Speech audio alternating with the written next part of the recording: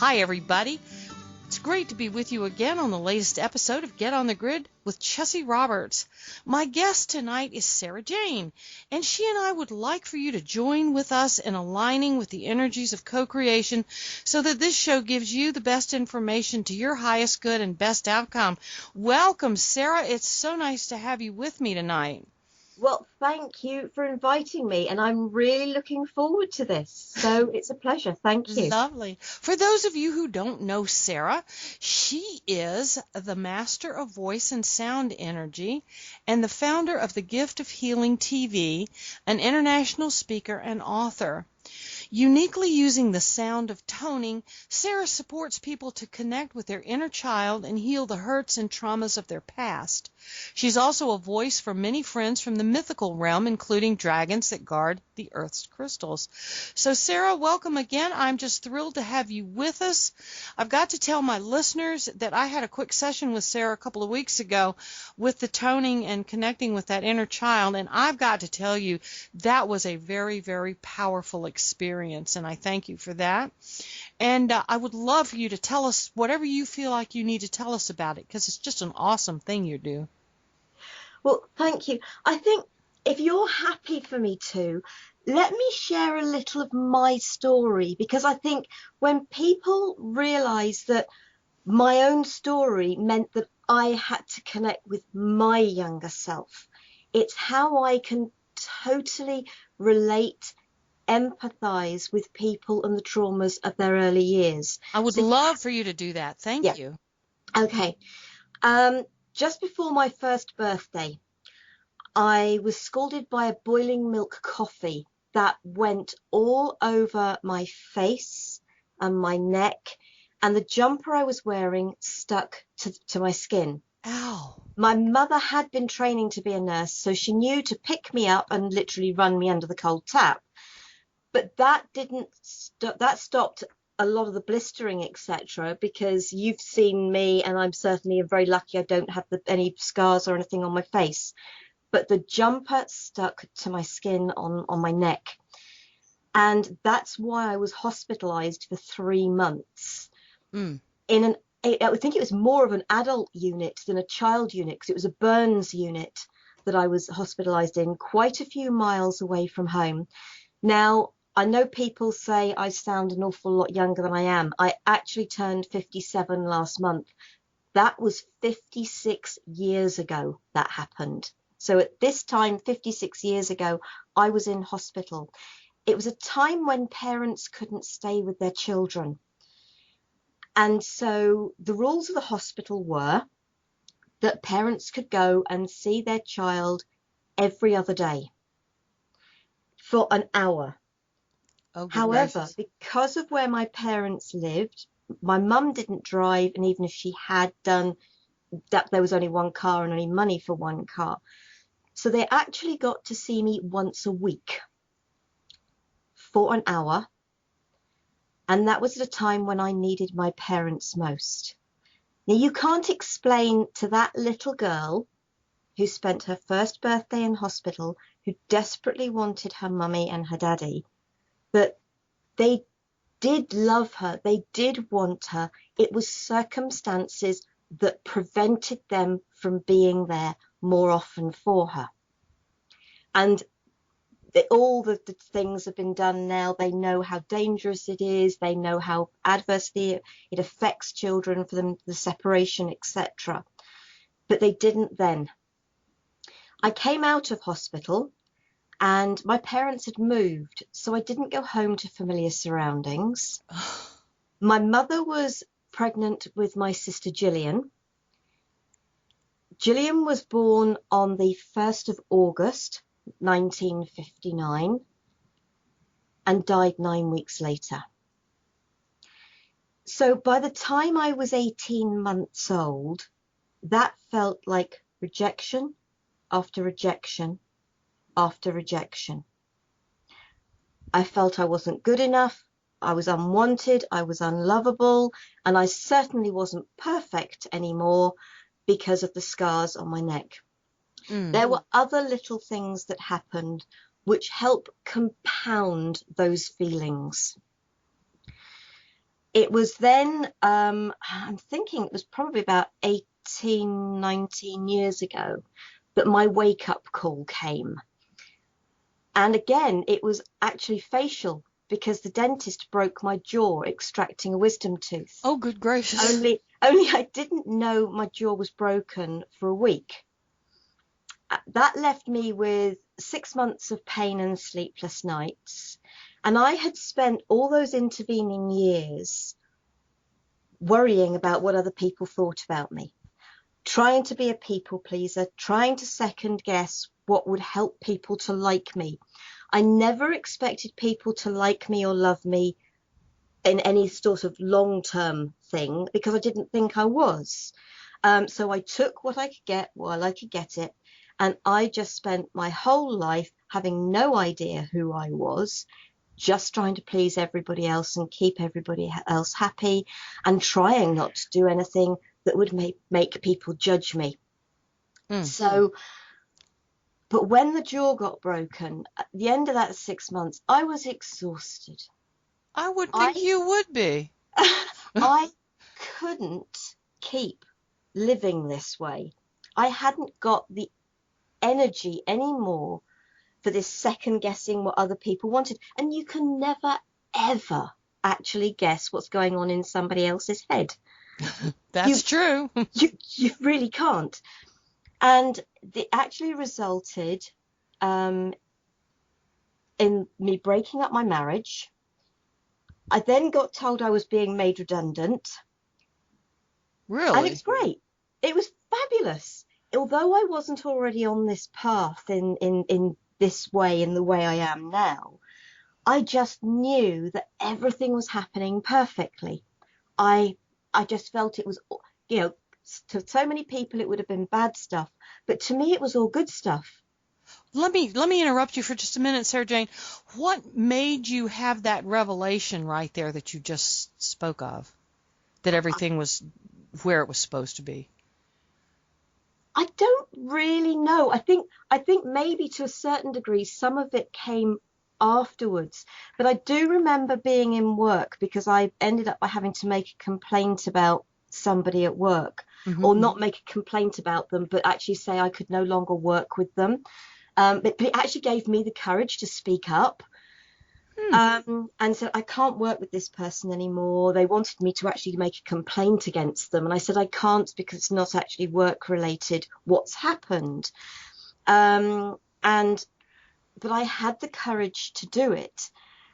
And everything started falling into place. Then, of course, we got told we were being made redundant. And my boss, the big boss, his reaction was, oh, Sarah, really worried about you. I said, look, you haven't got to worry about me.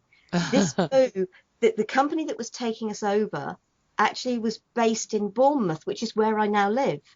And I just sort of said, actually, it's ideal. I've got a sister who lives in Bournemouth. My parents live down in Devon.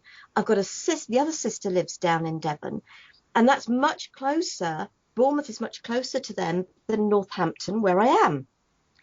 And it was just, I just felt everything was just being put into place.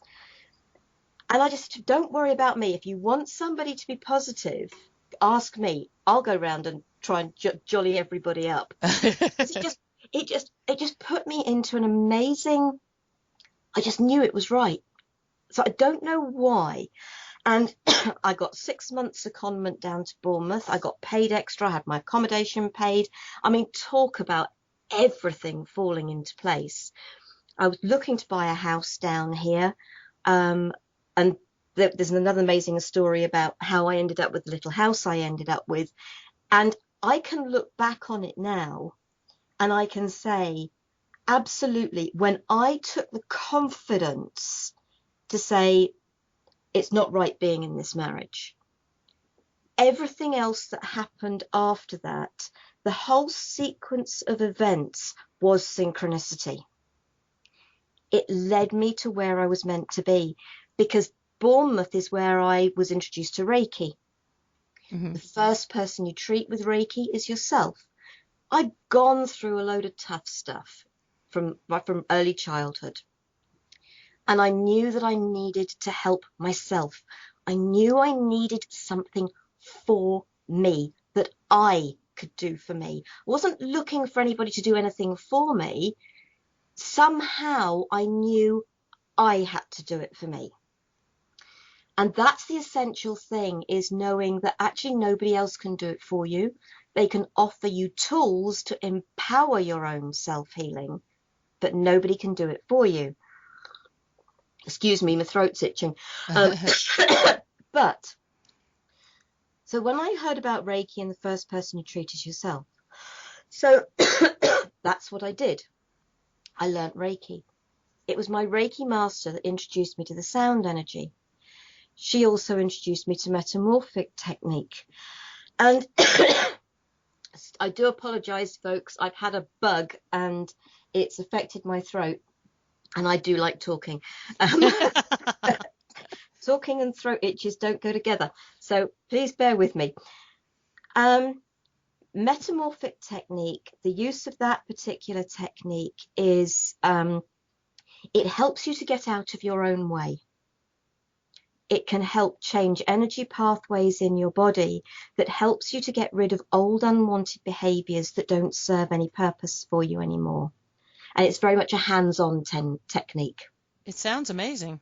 It is. And I did a program on Gift of Healing TV with Marianne Tour of the Metamorphic Association. So Marianne has shared about metamorphic technique. I am also a practitioner. I just don't teach it, but I am a practitioner of it. And this is why it was part of my healing process, is because to become a practitioner, you not only have to give 50 sessions, you have to receive a minimum of 20. And so I would think that would be really helpful. That way you know exactly what your clientele would be experiencing, having gone through it yourself, yeah? As I think with all energy work, I think you have to realize that everybody's story, everybody's process, everybody's journey is different. And when people say to me, what can I expect? Oh, I want to work with this specific. No. There isn't a specific you can work with. Well, that makes sense. Because your higher self, your body, whatever terminology you wish to put on it, if you leave it to guide the process, if you give it the power to do it at the level, the layer that is required next, because when we get involved, we're trying to take the wrong layer. We could be trying to take the middle layer rather than the outside layer. So what is your priority may not be your higher self or your body's priority. But in the process of allowing what is the true yours could be dealt with as well. That's talk about synchronicity. I had a client here in my office not 30 minutes ago, and I was giving her a Reiki session, and she and I were talking about this very thing that you're discussing right now, and I was telling her just exactly what you're telling us. and that's what I love about it. And it's not for me to say, what I'm offering it for. I actually, at one stage, I'd have said to you, I couldn't have been detached, because I was one of these people who was very much wanting to be involved, wanting to help people. I still absolutely wish to help people, but I am not attached to any outcome anymore. Whatever is right for that individual, I am happy it is what it is.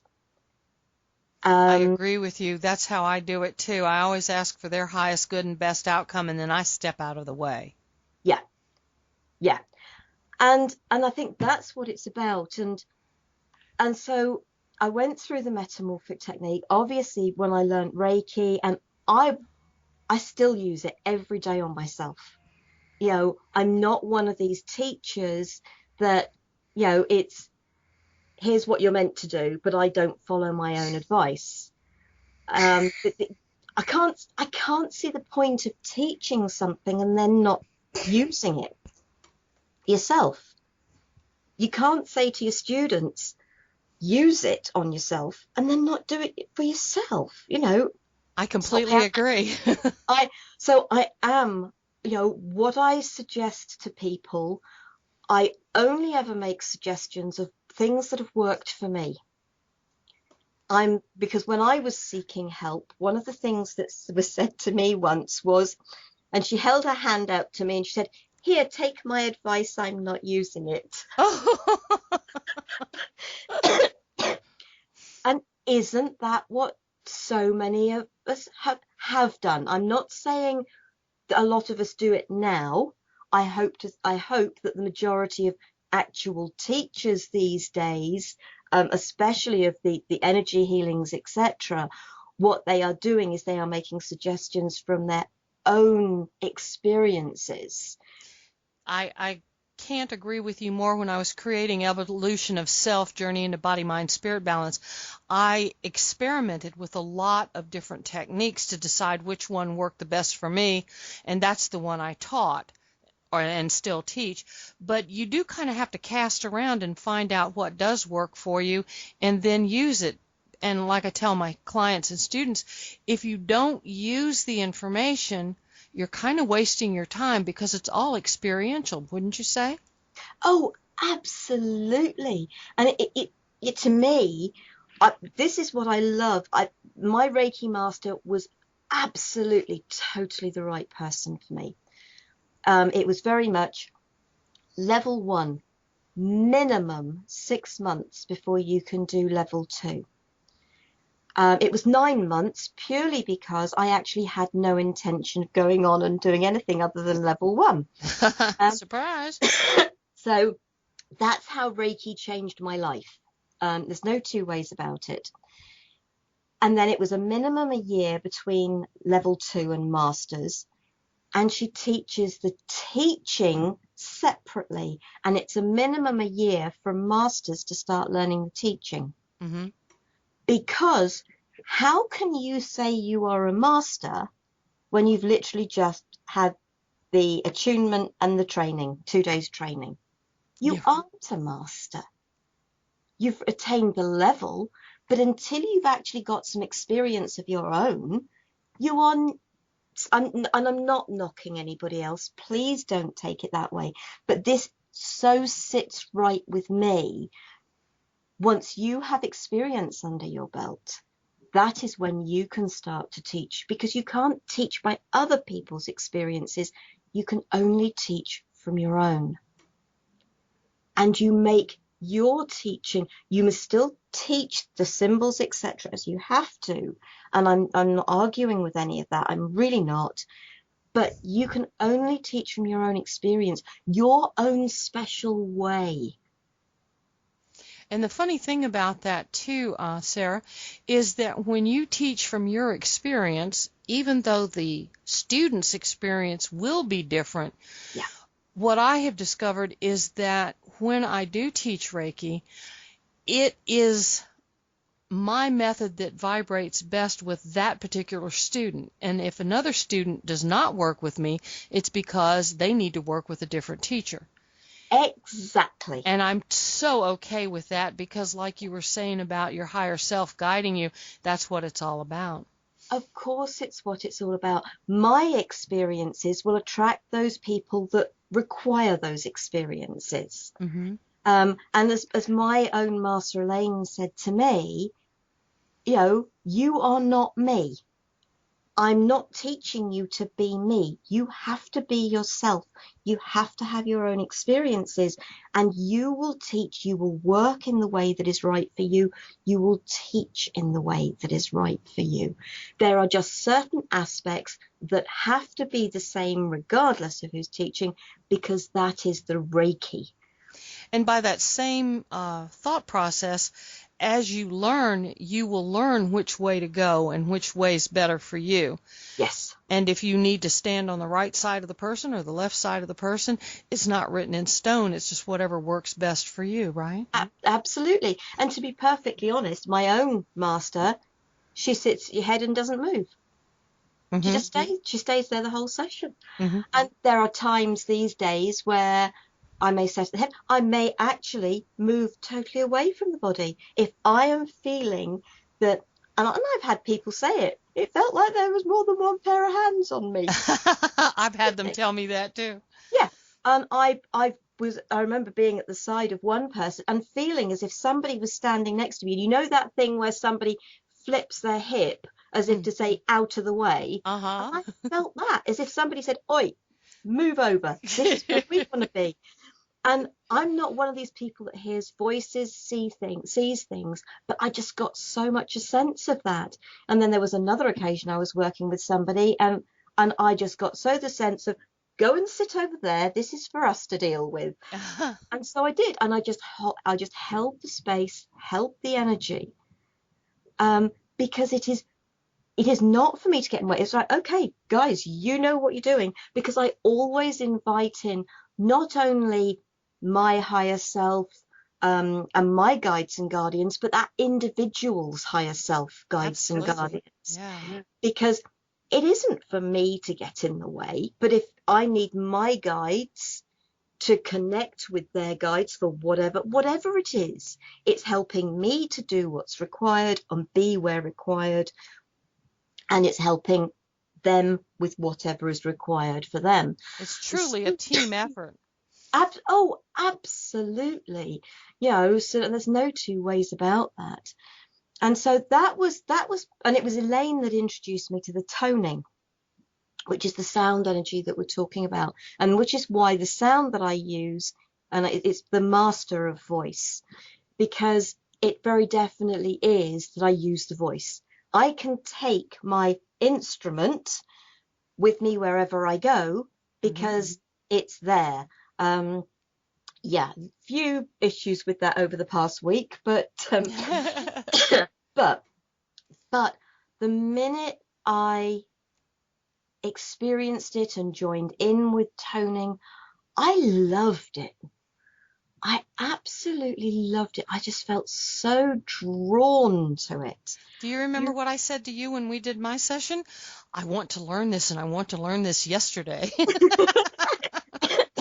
and it is absolutely amazing.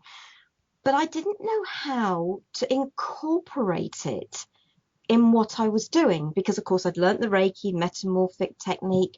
I'd done my anatomy and physiology, so I really retrained. I learned Indian head massage, Thai foot massage, ear candling, and then Elaine and I got introduced to quantum touch.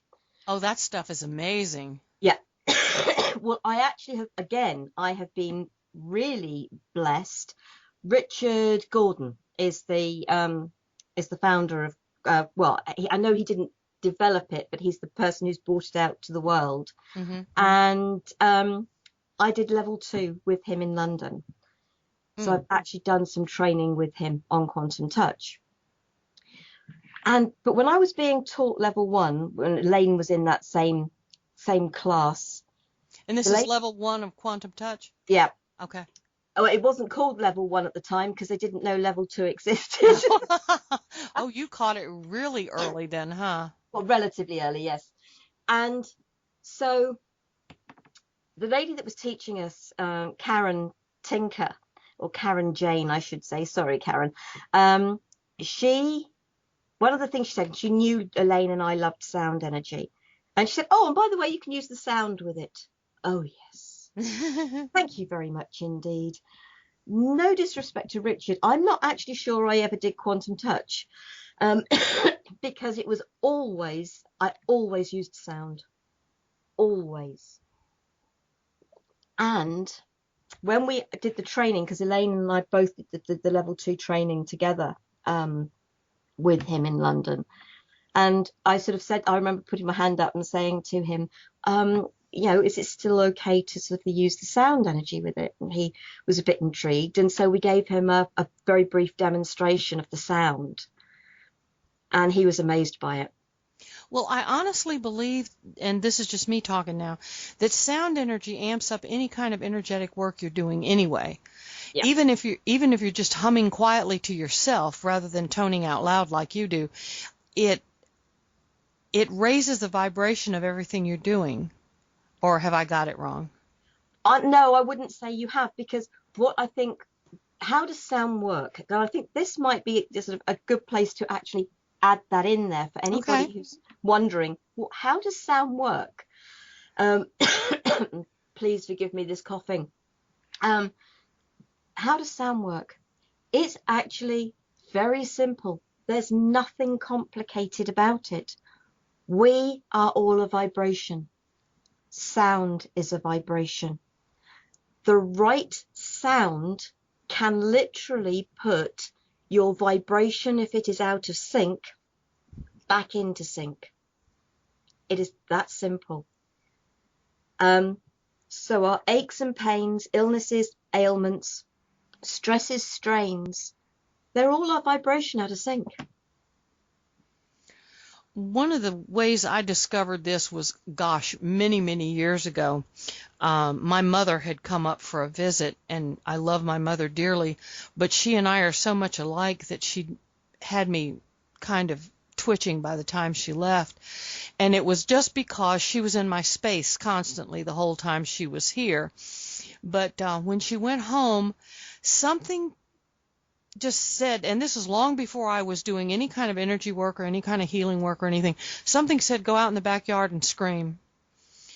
And I thought, well, I live out in the country. I'll scare the birds and the deer, but that's okay. So I went out in the backyard and I screamed, but it wasn't a scream like a primal scream. It came out as more of a tone.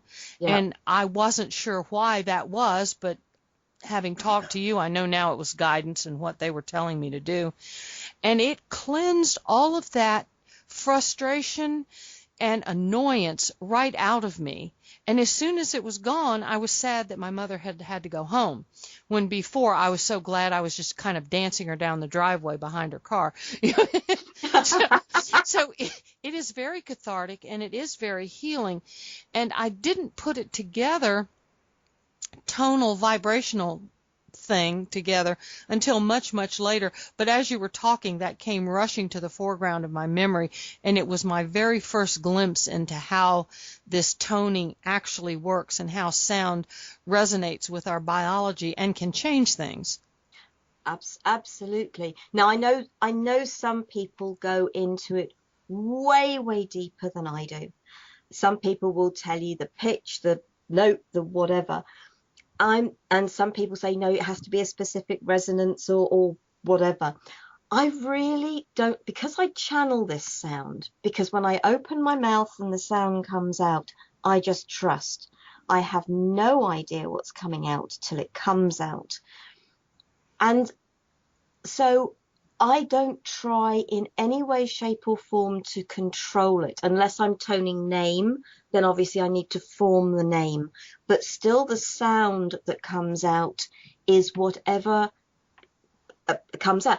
Should I, throat permitting? I was going to say, if you think you can, that would be awesome, because I know our listeners are saying, well, what are they talking about? What does this sound like? Exactly. And this is what I do when I do talks. It's, come on, let's stop talking about it and let's just give you a demonstration of it. So I don't know whether you've got earphones in, or anybody else who's listening who has. I do. I'm moving them. Yeah. Can I just please suggest you take the earphones out of your ears, folks, because if it is for any reason a little loud, I don't want to be accused of bursting people's eardrums. So, okay. Well, if you spike my monitor, I'll let you know. Well, I just let it be what it needs to be. So just relax. Close your eyes. Feet on the floor. And let the roots of your feet go down into the earth. Let those roots go down, down, down into Mother Earth. Deep into Mother Earth. Anchoring into Mother Earth. Mother Earth is one of the energies that I know I'm working with. And whether you feel the energies coming back up through your roots or not, she is sending up her love and her protection back up through the roots, into your feet, up into your whole body, totally filling and surrounding you. And just let the energy of this sound wash over you.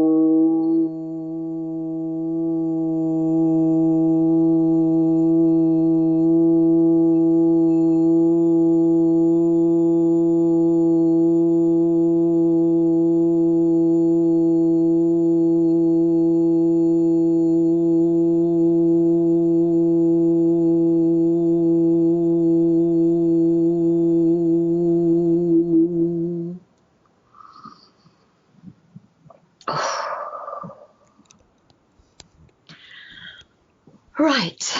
That was incredible. Are you happy to share how that made you feel?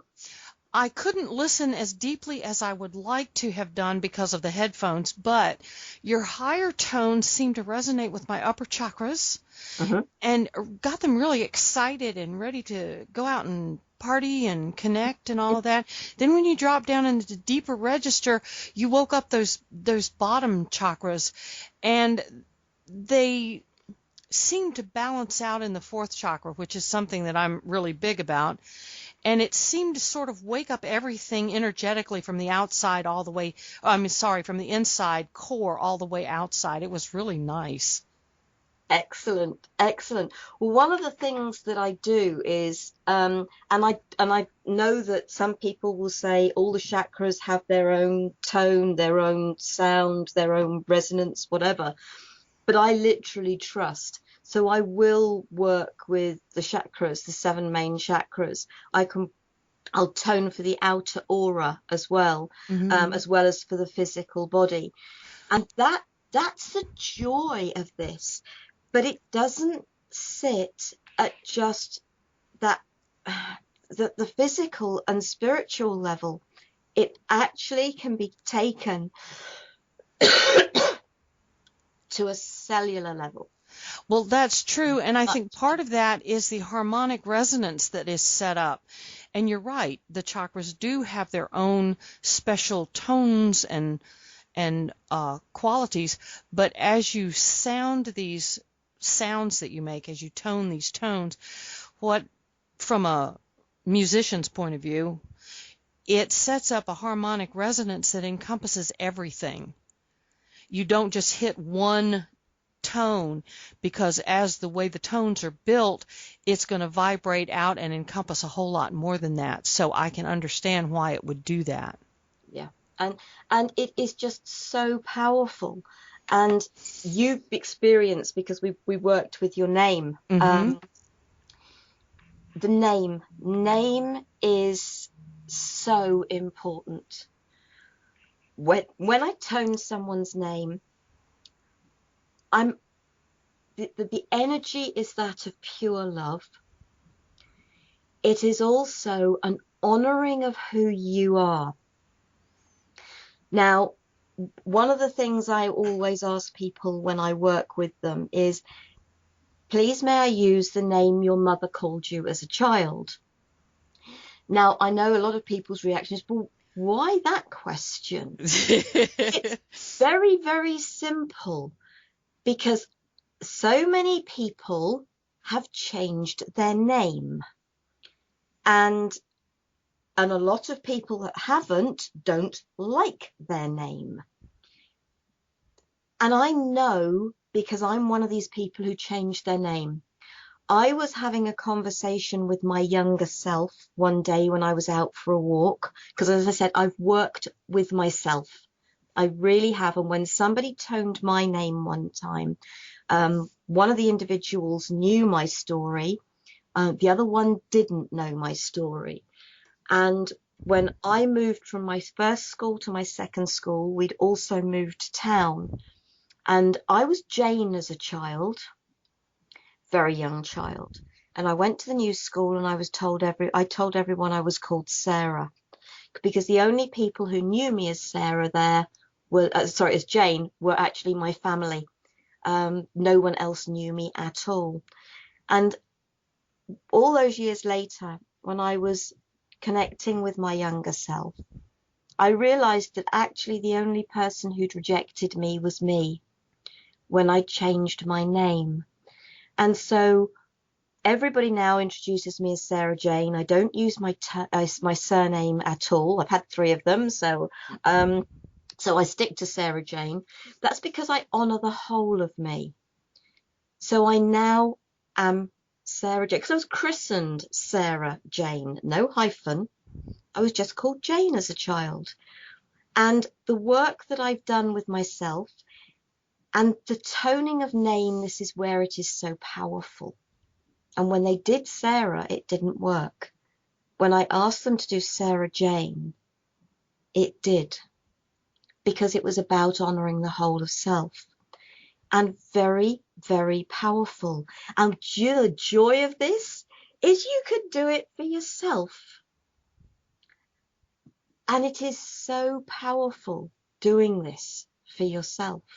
The thing that I found absolutely fascinating about this entire process that you took me through when you did this with me was the feelings that were unleashed when you toned my name that my mother used to call me. I had no idea there was so much anger in me around those few letters, around that syllable. And I was just absolutely blown away by my visceral reaction to it. Because, dear listeners, I can tell you when she started with it, I wanted to scream at her to stop because it made me so angry so quickly. And anger is just not something I entertain anymore, but this was overwhelming. I couldn't stop it. But I decided, no, I was going to let her go ahead and find out what this was all about because it's so foreign to me now. And the healing that occurred because of this that she's telling you now was just absolutely amazing. So, Sarah Jane, please continue, because I find this is the meat of the program right here, and I really want you to get through to the listeners what's happening around this information. Basically, whether you've changed your name or not, think about your name. Usually when you hear it, somebody wants something. And so many of us don't have a good feeling about our name. We don't like our name because as a child, our abiding memories are that if somebody didn't want something, we were in trouble. And as an adult, you hear your name, it's, okay, what's coming next? Because we are not the human being on the whole, and I'm not saying that it's true of everybody, because there will no doubt be somebody out there listening and saying, I'm fine with my name and I'm not waiting for that negative to come. But the human being's very good at forgetting all the positive times. You know, when your mother picked you up to give you a cuddle because you'd fallen over and hugged you and kissed your knee and, you know, said your name with love and with caring, with tenderness, with comfort, with support, you know, with pleasure, with congratulations, and so many other really positive occasions as a child, as a teenager, as a young adult, as the adult you are today. There are occasions our name is said with that love, etc. But we are not good at remembering it. In fact, our abiding memories, the ones we allow the most, are the negative ones. when I work with people, and I do use their name, absolutely, because it is the most powerful form for helping people to connect with younger self. Because, yeah, as we talked about briefly earlier,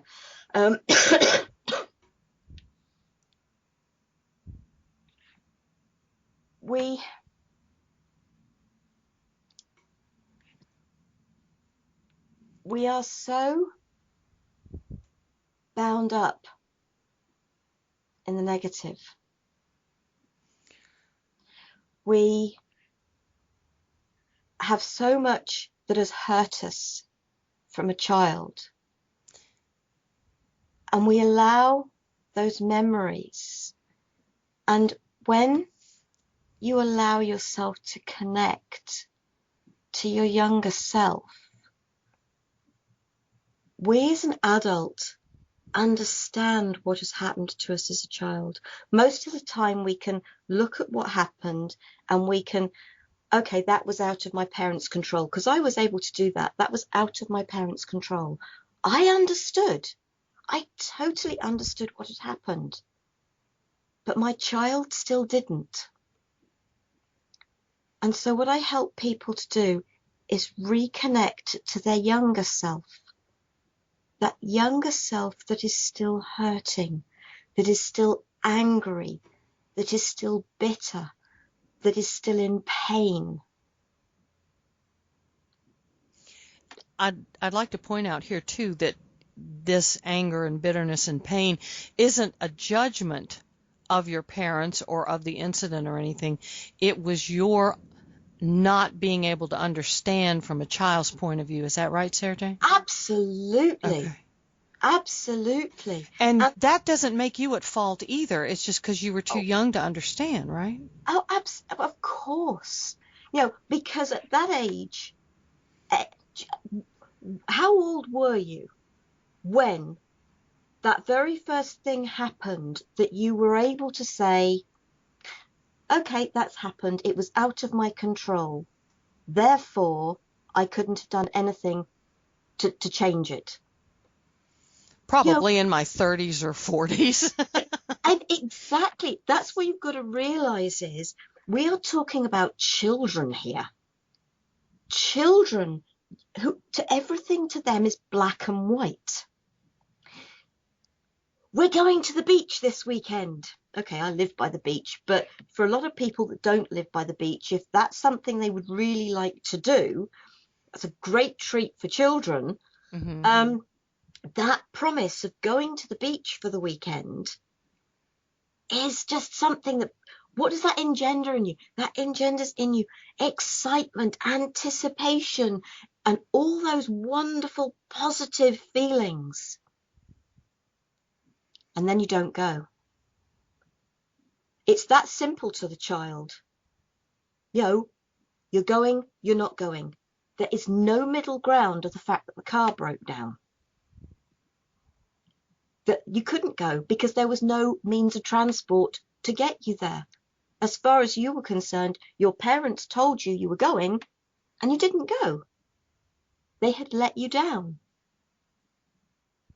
I don't want to use the word lie because actually they hadn't, but that's what it would have felt like to a child. We don't understand. You cannot have it explained to you as a child. I'm really sorry, but the car's broken down. We can't go. They don't understand car broken down. No gray areas at all, huh? There aren't, because to children, parents are gods. Whatever the parents decide to do, the parents can do. There's a current advert in the UK with the bank of mum and dad. Children don't understand the limitations of money. Children don't understand a car breaking down, they can't go, or daddy's suddenly got to go to work, or grandma's ill, or something like that. Whatever it is, but I like to use the car broken down because, sort of, that's an inanimate object. Right. So, but there are many, many things that what felt like a promise can create that promise not happening. I It's think one every thing. adult listening can definitely relate to that situation. Well, yeah, you can relate to it as an adult. You can relate to the fact that you've said things to your own children, Hmm. about we're going to do, and then something happens. You have 100% understood it was circumstances outside your control. It doesn't matter. Teenagers don't understand. You're going to be probably in your early 20s, possibly, before you even get a chance to come to that understanding of circumstances outside your control.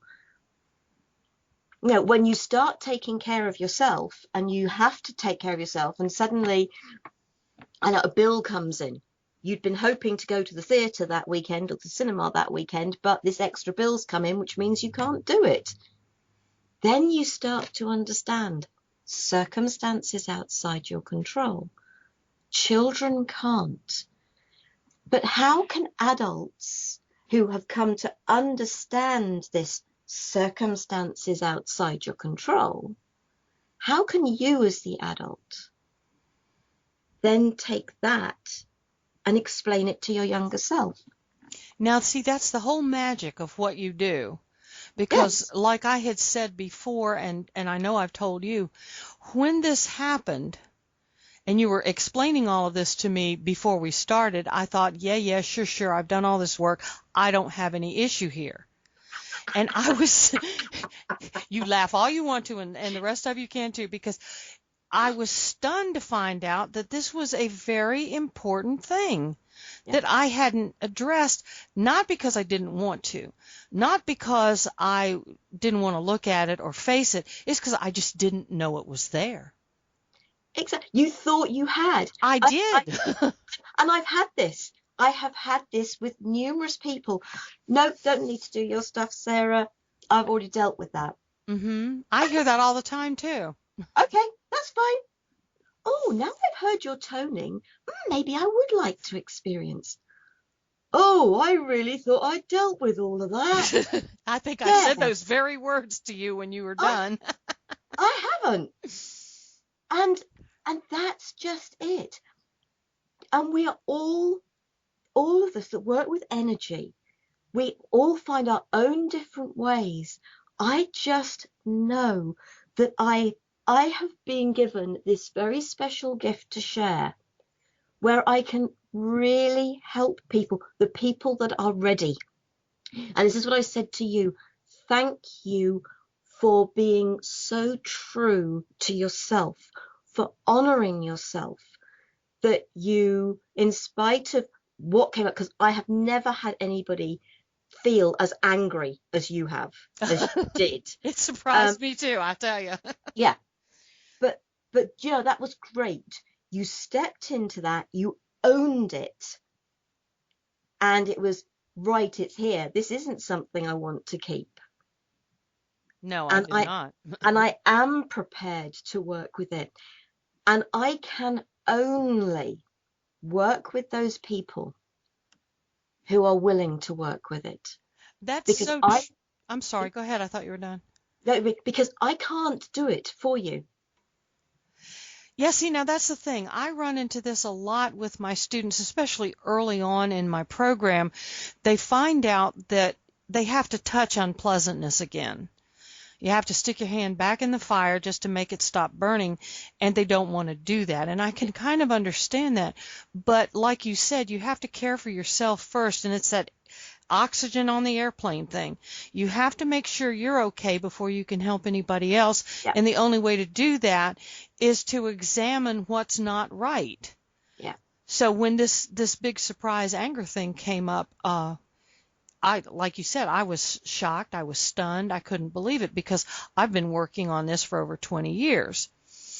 And this is just one of those things due to ignorance. I hadn't shined the light in that particular corner. Was it pleasant? Not really. But I tell you what, being free of it is just happy dance time. Exactly. And if do you know what? I've done, I'm not going to say I've done all the work on myself, because um life has this habit of saying, actually, there's another layer to the onion. Uh, Surprise! okay, fine. Thank you very much indeed. Great. That's fine. And I have no issues with that. I really don't, because do you know what? What I need to acknowledge, what needs to come back up, I'm happy. I actually welcome it because I know how much freer I feel. I know how much I can generally go round with a smile on my face. I know that it has helped me to be able to find so much positive, not just in the things that have happened to me, but things as they happen to me. The other thing, side of that is you learn that because of what has happened to you, you are now a stronger person and they don't have to define you anymore. Oh, absolutely. Absolutely. Don't live in the past, because when I've worked with people, sort of a few years back with the Reiki, and I still use the Reiki because actually the sound energy, it was only earlier this year, it's sound Reiki that I work with. Mm-hmm. And it's fine. Okay. To my knowledge, nobody else does. I do, but not like you do. Yeah, exactly. And so I love it. And I've been given an attunement for the sound energy. I'm feeling so blessed. But it is about us revisiting our past just to let it go. And it doesn't have to define us. It isn't about living in the past. But think about your solar plexus, people, please. Because to me, I have seen people's solar plexus as a well. And it is that well that you have put everything you haven't dealt with into. And so sometimes you go and work with somebody and they may help you take the lid off. And I remember working with somebody with Reiki very briefly. In fact, he had 1.5 hour session with me. And I said to him at the end, the lid's off your well. I said, but it's still full. No, I did a session of something or other and they've cleared it all for me. Yeah, right. Okay, fine. I said, well, I apologize, but they haven't. Actually, all the gunk, all the stuff you haven't dealt with is still there, because nobody can take it away from you. It is up to you to let it go and to clear it. And that's fine. That is why he only ever did 1.5 hour session with me, is because I was telling him that the session he thought had cleared everything hadn't. But then I tend to be hopefully nicely, but very honest with people. And if that means being blunt, I will be blunt, because I can't do it for anybody. The only person I've been able to do anything for is me. Everybody listening that's ever worked with me is nodding their head saying they know exactly what you're talking about, because I do the same thing. Yeah. If you want to fix it, and I'll give you the tools to do it, but you have to do it. Yeah, absolutely. What I do, whether it's Reiki, whether it's metamorphic technique, whether it's an Indian head massage, whether it's the sound energy, whatever it is that I work with people with. And the joy with the sound energy and the Reiki is that I can do it distance. It doesn't have to be a hands-on. Metamorphic technique is hands-on. But I offer you a tool to empower your own self-healing. If you choose to use that tool to support yourself, wonderful. If you choose not to, that's also fine by me. If you're not ready, if I'm not the right person working in the right way, that's fine by me as well. But I can't do it for you. And if that's what you are looking for, then I'm afraid I'm totally the wrong person. Because I am not going to tell you I can do it for you. Can I help you to help yourself? If you wish me to, absolutely. But only to help yourself. Well, Sarah Jane, it has been absolutely wonderful having you on the show. I'm so glad that you could join me. And before you go, though, I would like to ask you, out of everything we've talked about, what is your salient point that you would like for our listeners to take away with them today? Tone your own name. Honor yourself. Love yourself. Trust and believe in the very special being that you are. No one is more or less special than you. And don't let anybody ever take your power from you. I will have to say a big, loud, resonant aho to that, because that's absolutely true. If you'd like to give your contact information now, I would appreciate you doing so. And if you don't have a paper and pen in front of you, don't worry about it. It will be on the show when I put it out on YouTube. Okay, my website is www.thespiritoflove.com. You can find out about the sound energy, anything you want there, contact me through that. You also mentioned Gift of Healing TV at the top of the program. Right. It's www.giftofhealingtv.com. We share lots of information. You'll find replays of programs on the website, programs coming up. I've got a guest on Reiki coming up. So it's fabulous. I am getting so much pleasure, I'm sure as you do, from doing these interviews. Oh, absolutely. Feel free to explore. Her shows are wonderful. You'll want to catch them. I haven't finished digging through them, but the ones I have seen I've thoroughly enjoyed. Well, thank you again, Sara. I'm so blessed to have you on the show. I really appreciate it. Your information is wonderful, and I'm sure our listeners got a lot from it. Don't hang up. I'll talk to you on the backside of the program. I want to thank my listeners for joining me for the show. If you'd like to send in a question or a suggestion for a topic that you'd like for me to cover here on the program, send your question, your suggestion, or your request to me at Chessie at ChessieRoberts.com. I'd almost stopped doing that. You can find all of my information at ChessieRoberts.com, and all of my services and programs are by donation only to align with the flow and give and take of the universal energies. So check it out and see what you'd like to do. You can find my music, which you hear at the beginning and the end of the show, some of it. The rest of it is at archersmeadow.com. And I have a book on Amazon.com, and it's about my awakening and how I came to change, using frequencies and resonances, to change my puppet strings from my life as a doormat to my life as a singer-songwriter, and then to my life as a grid master, helping people with the crystal grid that I do for the Get on the Grid Life Energy Grid program. So check me out, see what you like, and let me know. If you have anything you want to talk about, or if you want to find Sara Jane and you can't find her information, just email me and I'll pass it along to you.